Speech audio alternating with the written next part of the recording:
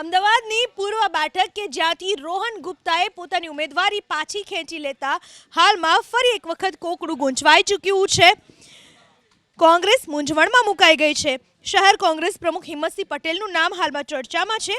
અગાઉ આડકતરી રીતે ચૂંટણી લડવાનો ઇનકાર કરનાર હિંમતસિંહ પટેલનું હવે કહેવું છે કે ક્યારેક અર્જુન પણ બનવું પડે અને ક્યારેક કૃષ્ણ પણ બનવું પડે। જો પાર્ટી કહેશે તો ચૂંટણી લડવા માટે તૈયાર છું।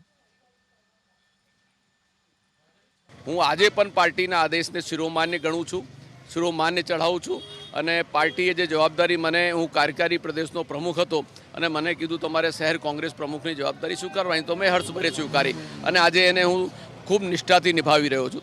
એ જ રીતે લોકસભાની પણ કોઈ જવાબદારી આવી પડે તો એમાં કોઈ મારી ના નથી, પણ નિર્ણય પાર્ટીએ લેવાનો છે અને અમે એવો ચોક્કસ રીતે નિર્ણય કર્યો છે કે નવા ચહેરાઓ આવે। પાર્ટીનો આદેશ હશે તો અમે તો 365 દિવસ 24/7 અમારું તો ઇલેક્શન જ હોય છે।